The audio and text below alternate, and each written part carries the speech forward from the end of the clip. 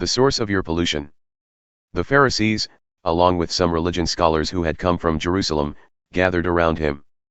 They noticed that some of his disciples weren't being careful with ritual washings before meals. The Pharisees, Jews in general, in fact, would never eat a meal without going through the motions of a ritual hand washing, with an especially vigorous scrubbing if they had just come from the market, to say nothing of the scourings that give jugs and pots and pans. The Pharisees and religion scholars asked, "Why do your disciples brush off the rules, showing up at meals without washing their hands?"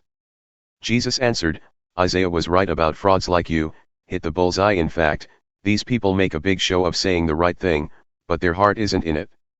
They act like they are worshipping me, but they don't mean it. They just use me as a cover for teaching whatever suits their fancy, ditching God's command and taking up the latest fads." He went on, "Well, good for you. You get rid of God's command so you won't be inconvenienced in following the religious fashions.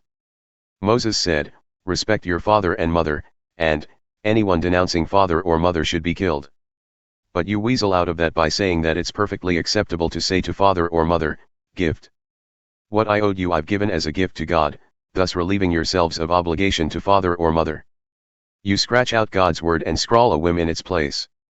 You do a lot of things like this." Jesus called the crowd together again and said, "Listen now, all of you, take this to heart.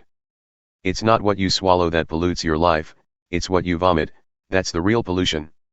When he was back home after being with the crowd, his disciples said, "We don't get it. Put it in plain language." Jesus said, "Are you being willfully stupid? Don't you see that what you swallow can't contaminate you?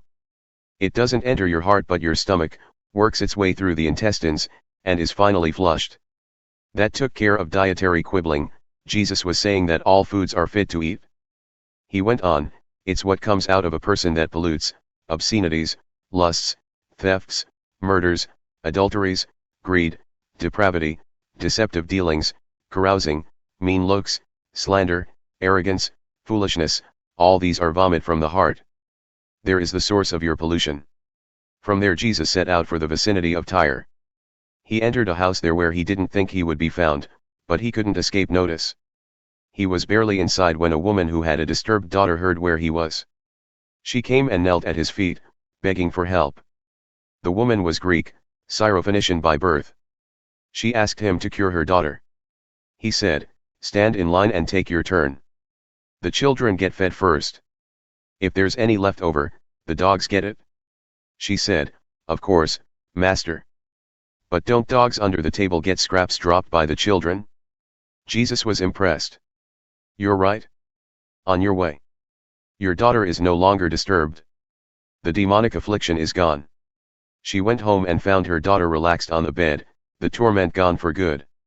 Then he left the region of Tyre, went through Sidon back to Galilee Lake and over to the district of the 10 Towns. Some people brought a man who could neither hear nor speak and asked Jesus to lay a healing hand on him. He took the man off by himself, put his fingers in the man's ears and some spit on the man's tongue. Then Jesus looked up in prayer, groaned mightily, and commanded, "Ephphatha. Open up." And it happened. The man's hearing was clear and his speech plain, just like that. Jesus urged them to keep it quiet, but they talked it up all the more, beside themselves with excitement. He's done it all and done it well. He gives hearing to the deaf, speech to the speechless.